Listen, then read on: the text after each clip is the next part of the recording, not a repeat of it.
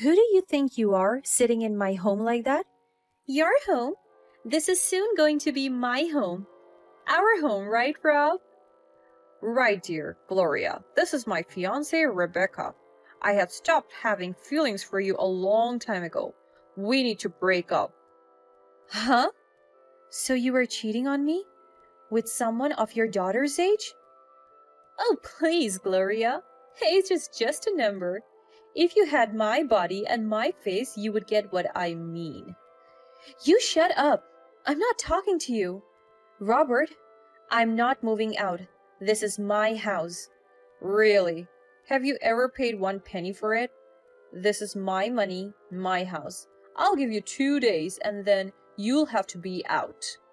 So you want a divorce, huh? Very well then, you will have to pay for it. Don't forget what we agreed with each other in the prenup. What prenup? Oh, just some pieces of paper that I'm going to burn right now? What? What do you think you're doing? There is no prenup anymore, Gloria. Move out of my house. My name is Gloria, and I thought I knew everything about my life. I was in my early 50s, married to Robert for 25 years, with 2 children in their early 20s. We were the picture-perfect family, or so I thought. Our marriage was actually not based on love, but rather on a setup by our parents. They were longtime friends and thought Robert and I were made for each other. But after the wedding, Robert and I had grown to love each other over the years. The longer we stayed together, the more we cared about each other. Just a year in, I could already tell that I was slowly falling for him. He said that he felt the same. But I guess after so many years, things had slowly changed. I had been feeling like something was off.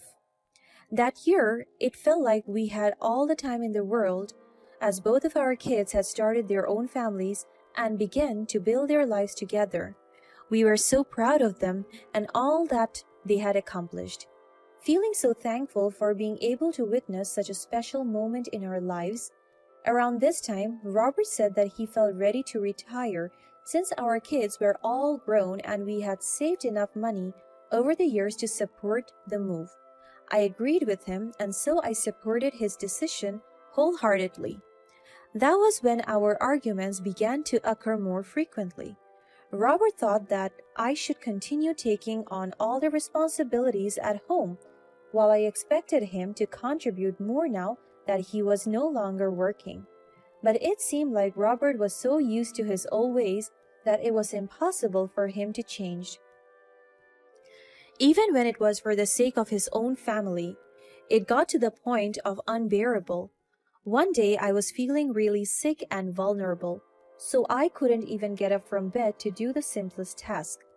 Instead of caring for me like a good husband, Robert just decided to go out to the local pub downtown and left me alone in the house.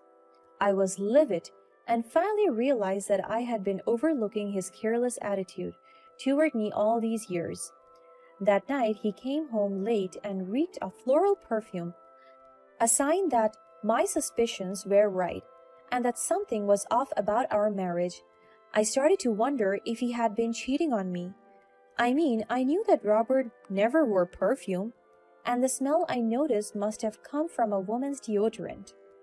Unfortunately, I had no concrete evidence to prove that my suspicions were spot on, but my gut feeling had always been strong, and I knew I had to do something to figure out what was going on. You can call me crazy or suspicious, but I just had to do it for myself. I had bought a camera and strategically placed it in our bedroom where it was almost impossible to be noticed. I knew that Robert had never been a detail-oriented person, so he wouldn't notice if something was slightly different. And then I told him that I needed some time away from home and wanted to stay at my son's place for a while to get better. This was something that I felt was necessary to help me gain clarity, perspective, and a renewed sense of hope. I promised myself to never doubt him again if he passed that crazy test. I was praying that I was just being paranoid, because as strong as my gut feeling was, I hoped that I was wrong. But sadly, I wasn't. Just as I had suspected, during those couple of days he took home a woman. I couldn't make out her features properly, but she looked incredibly young, almost the same age as our children or even younger. Even though I had thought of that scenario, it still hit me like a truck. My heart sank as I watched the footage on screen. They were laughing and chatting, looking like they were having the time of their lives. I felt a wave of nausea wash over me as I watched them walk through the bedroom door. I was shaking. It was supposed to be our home. The home we had built together over the past 25 years. The home where we had raised our children and made countless memories. And now he was bringing this woman into our home? How could he do that to me? How was I supposed to go on from there? All of these questions clouded my mind and shook me to the core. I felt like my whole world was crumbling around me. I couldn't bear to watch anymore, so I turned off my screen and sat in silence. My mind was racing with a million thoughts and emotions. Anger, sadness, betrayal, and hurt all mixed together in a confusing jumble. But with the proof in hand, I knew I could file for a divorce. Robert and I signed a prenup with an agreement that if either one of us cheated, the other would have the house and all of our joint properties and money. I knew that divorce was the unavoidable end of our marriage. I waited for a few days to calm my mind before packing my belongings again and returning to our house. To my absolute surprise and disgust, Robert dared to invite that woman to stay and confront me. As soon as I opened the door to my house, I saw her, the other woman in our marriage. Yet, she looked so arrogant and proud, as if she had won a competition of some sort. I wanted to cry, but I held back all the tears. She didn't deserve to see me in my most vulnerable state. She's a rude and unwelcome guest, and I would treat her like one. I raised my voice, giving her the fiercest look I could. Who do you think you are, sitting in my home like that? Your home? This is going to be my home. Our home, right, Rob? Right, dear. Gloria, this is my fiancée Rebecca. I had stopped having feelings for you a long time ago. We need to break up. Huh? So you were cheating on me? With someone of our daughter's age? Oh, please, Gloria. Age is just a number. If you had my body and my face, you would get what I mean. You shut up. I'm not talking to you. Robert, I am not moving out. This is my house. Really? Have you ever paid 1 penny for it? This is my money, my house. I'll give you 2 days. And then you will have to be out. So, you want a divorce, huh? Very well then, you'll have to pay for it. Don't forget what we agreed with each other in the prenup. What prenup? Oh, just some pieces of papers that I'm going to burn right now? Robert looked dead at me in the eyes, with some documents in his hands. I could see the big title on the papers. They do look like a prenup agreement.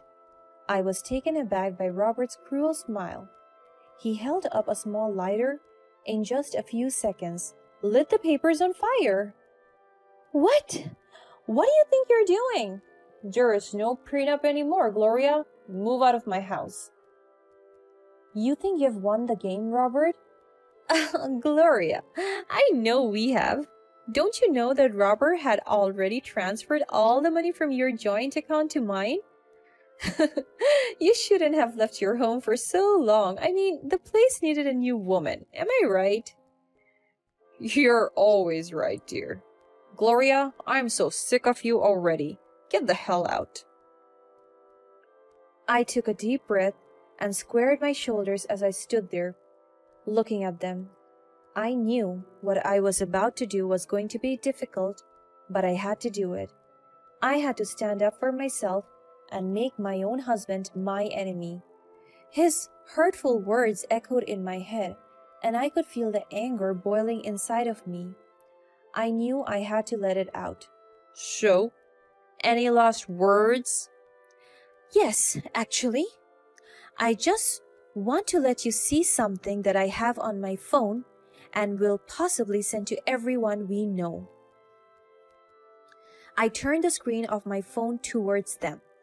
They doubtfully took a peek and immediately their faces turned blue.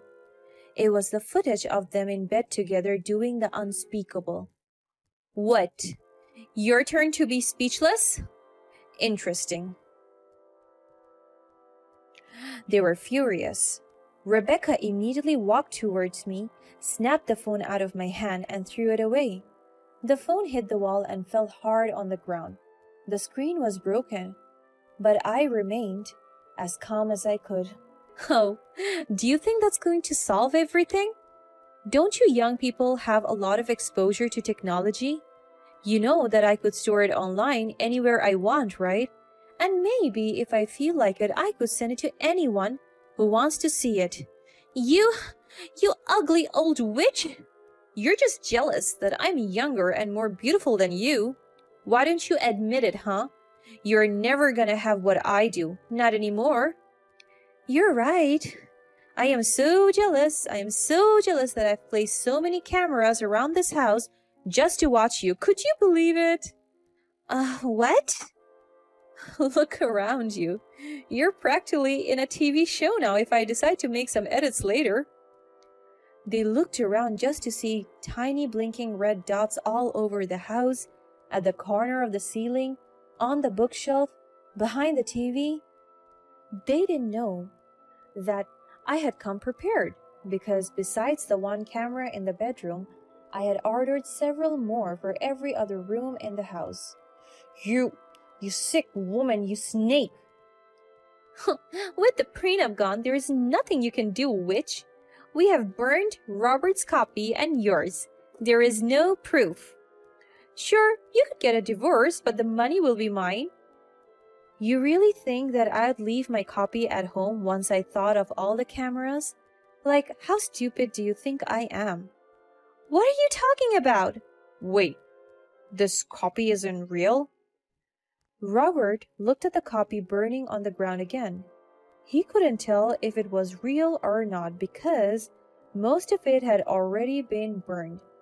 He was furious. When did you replace it? How did you know? This is my house, Robert. I think you should worry less about me and more about your mistress, though. How are you going to provide for her now? Rebecca is not with me for money. Wait, what? You mean you're not gonna have the house or the money? What the hell? That wasn't what you had promised me. Wait, listen, just let me explain. Explain all you want, Robert. She knows she's going to be stuck with an old, pathetic, disloyal man with no money and no hairline for that matter. You shut up. I am done here. Clean up your own mess before dragging me down with you. Wait, Rebecca, I'm sure everything will be fine. I just need some time. Rebecca immediately stormed out of the room, looking more furious than ever. Robert was left alone, looking in disbelief. I watched the man blank out for a minute, and then I turned away. He's my husband, but he was not worth my tears anymore. And so, just as planned, I took both of them to court. It wasn't an easy road, but justice was served in the end. Robert and Rebecca were both sued for fraud, and with such concrete evidence, they lost the case. Such a scandalous event was discussed by everyone now. The whole town knew about his affair, and he had to cut contact with everyone. Our children, of course, found out about it, and breaking the news to them was one of the hardest things I had ever done. But they stayed strong for me and took my side unconditionally. They helped me build my life up again from scratch, and they were the main reasons why I had been so strong throughout it all. I, on the other hand, took the house and used the money from the settlement to renovate it and make it my dream. It wasn't just the physical space that had changed, I had also transformed on the inside. I had found a strength and resilience I never knew I had. I had moved on from the pain and betrayal so that I could finally live my best life without having to worry about a terrible partner. I had made new friends, taken up new hobbies, and found a renewed sense of purpose. I no longer needed Robert to feel fueled. I was happy and content on my own, and that was the most empowering feeling of all. Looking back on everything that had happened, I realized that it was all for the best. Robert's betrayal had been the catalyst for my growth and transformation. I had emerged from the experience stronger, wiser, and happier than before. Life was good, and I knew that no matter what challenges lay ahead, I had the strength and resilience to face them head on.